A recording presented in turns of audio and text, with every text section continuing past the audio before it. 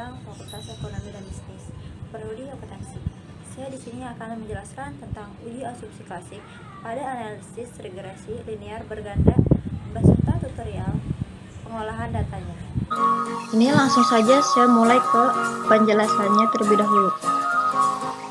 Uji asumsi klasik adalah syarat-syarat yang harus dipenuhi pada model regresi linear OLS agar model tersebut menjadi valid sebagai alat penduga.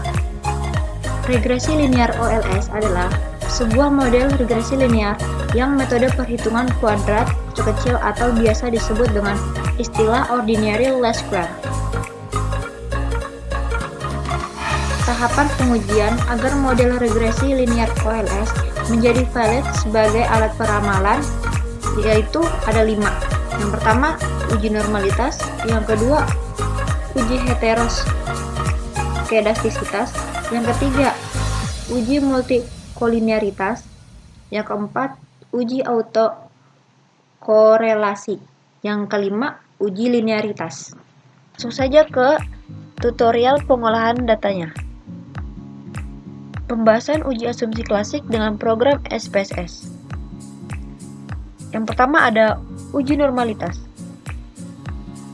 Uji normalitas adalah uji statistik yang dilakukan untuk mengetahui bagaimana sebaran sebuah data.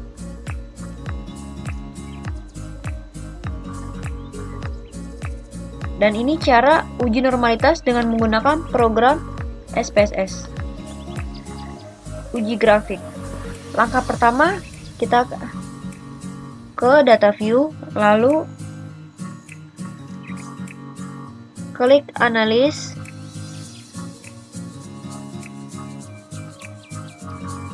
regression, lalu linear, akan muncul kotak dialog, linear regression. Kemudian isi kotak dependent dengan variabel Y,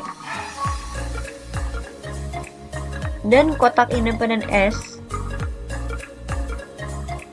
dengan variabel X1, X2, X3, dan X4. Klik tombol plus, akan muncul kotak dialog linear regression plus. Kemudian isi kotak Y dengan screenshot.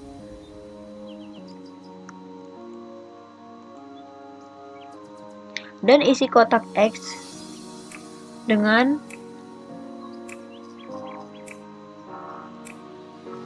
separate. Pada menu standardization, residual plus centang yang histogram, dan normality probability plus. Lalu kemudian klik continue.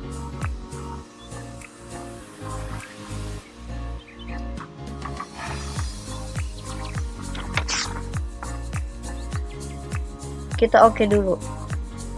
Maka akan menghasilkan output sebagai berikut. Ini grafik histogram. Ini dapat ditarik kesimpulan bahwa data berdistribusi normal. Hal ini dapat dilihat dari grafik histogram memberikan pola distribusi yang melenceng ke kanan atau membentuk pola seperti lonceng.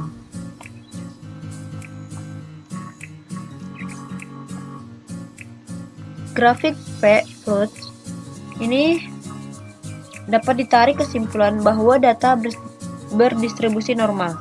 Hal ini dapat dilihat dari titik-titik yang ada pada grafik P plot mengikuti dan mendekati garis diagonal. Uji Kolmogorov-Smirnov adalah penguji normalitas yang banyak dipakai oleh para peneliti karena banyaknya program statistik yang memudahkan proses data penelitian. Kelebihan dari uji ini adalah proses yang sederhana dan tidak menimbulkan perbedaan persepsi di antara satu penelitian dengan penelitian yang sering terjadi pada uji normalitas dengan menggunakan grafik. Langkah pertama adalah mengubah data ke dalam bentuk unstandardized residual. Caranya adalah klik analysis, kemudian klik regression, lalu klik linear. Akan muncul kotak dialog dengan nama linear regression. Selanjutnya masukkan variabel Y ke kotak dependent dan variabel X ke kotak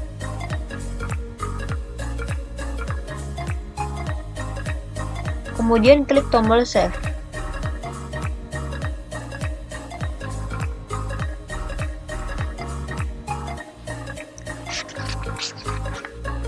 Akan muncul lagi kotak dialog dengan nama linear regression.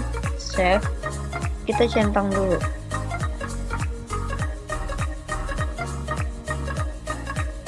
Yang under unstandardized, abaikan kolom yang lain. Selanjutnya klik continue.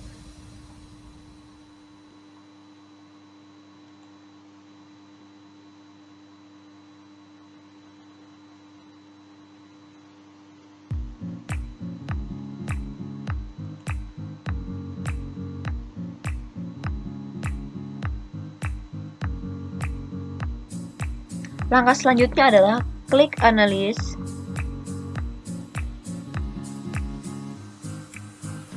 lalu klik non-parametric test,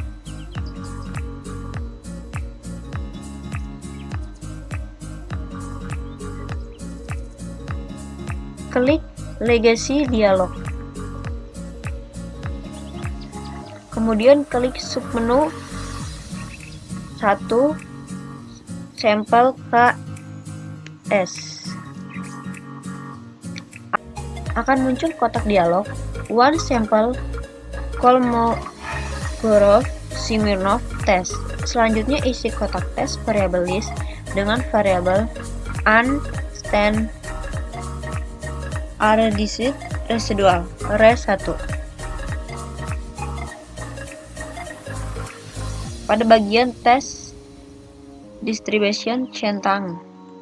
Nah, ini kita centang, lalu kemudian klik OK.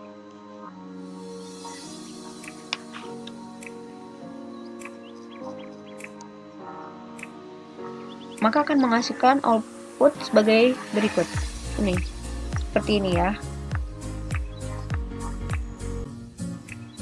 Nah, ini yang kedua ada uji heteroskedastisitas adalah uji yang dilakukan untuk melihat adakah ketidaksamaan varian dari residual untuk semua pengamatan pada model regresi linear.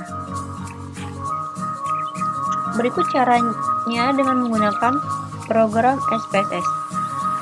Uji Gleiser. Yang pertama kita klik analysis, kemudian klik regression, lalu klik linear. Isi kotak dependent dengan variabel Y dan isi kotak independent S dengan variabel X. Kemudian kita klik save. Kemudian akan muncul jendela dialog linear regression save pada kolom residual. Kita centang yang unstandardized. Ini kita centang ya. Kemudian klik continue.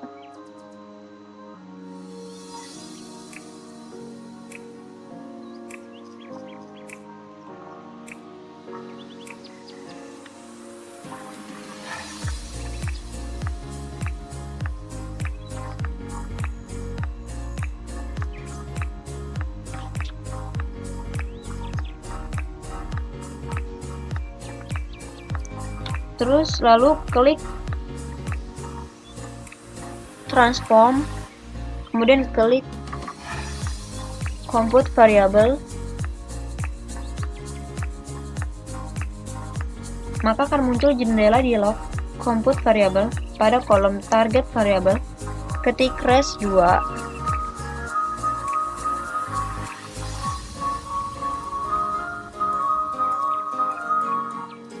di sini kita tulis res2 di kolom target variable. Lalu yang kolom numeric expression kita ketik abs underscore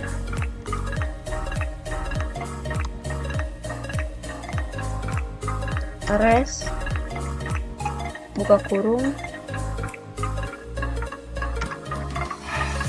res underscore 1. Kemudian klik OK.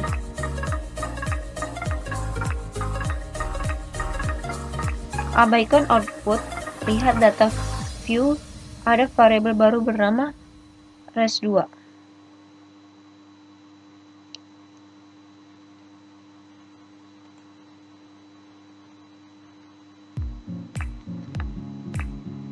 Kita klik lagi analis, kemudian klik regression,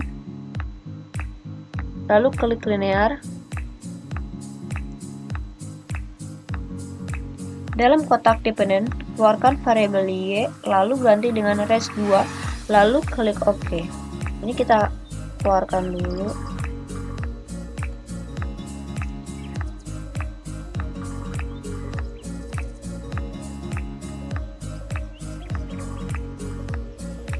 Lalu kita, kalau udah diganti, kita klik OK.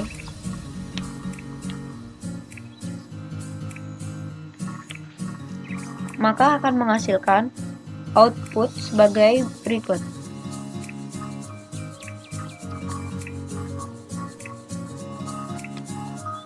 Ini seperti ini.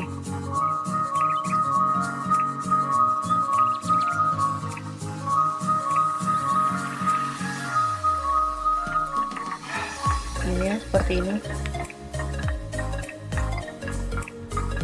Berdasarkan tabel ini, kesimpulannya adalah apabila nilai signifikasi sig lebih besar dari 0,05 maka tidak terjadi heteroskedastisitas. Tampak bahwa semua variabel independen tidak mengalami gejala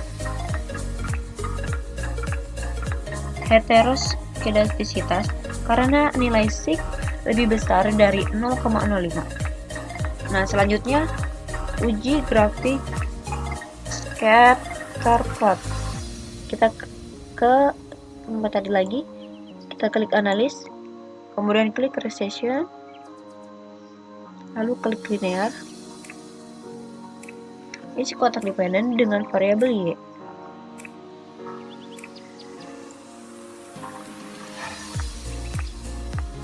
Dan isi kotak independen s dengan variabel x1 hingga x4. Ini ya, sama. Lalu kita ke plus.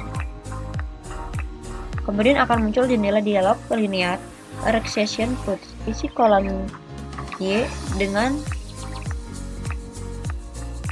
spreadsheet dan isi kolom x dengan separate, lalu klik continue.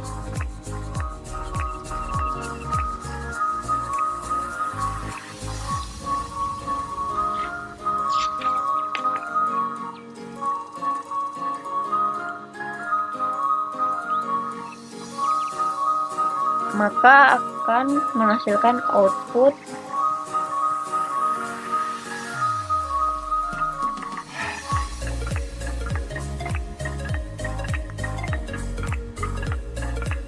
ini sebagai berikut, seperti ini ya. Lalu yang ketiga, kita ada uji multikolinearitas, adalah sebuah situasi yang menunjukkan adanya korelasi atau hubungan kuat antara dua variabel bebas atau lebih dalam sebuah model regresi berganda.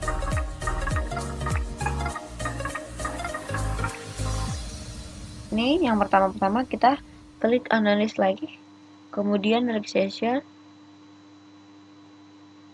lalu linear, maka akan muncul jendela dialog linear regression. Isi kotak dependen dengan variabel Y dan isi kotak independen S dengan variabel X1 hingga X4. Kemudian kita klik statistiknya. Kemudian akan muncul lagi jendela dialog linear regression statistik. Kemudian kita centang yang ini, descriptiveness sama collinearity diagnostic.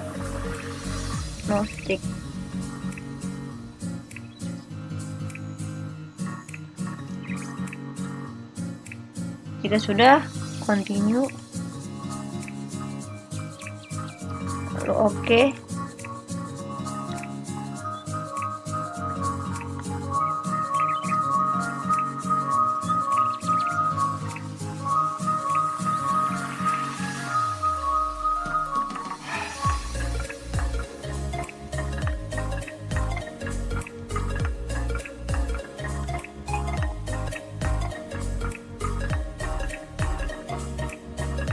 Maka akan menghasilkan output sebagai berikut, seperti ini ya. Pada tabel di atas ini menunjukkan tidak adanya nilai korelasi yang lebih besar dari 0,8.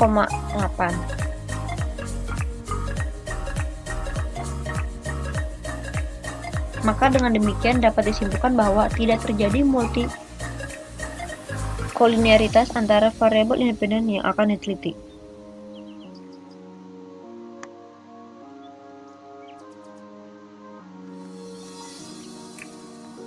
Ini VIV dan tolerance.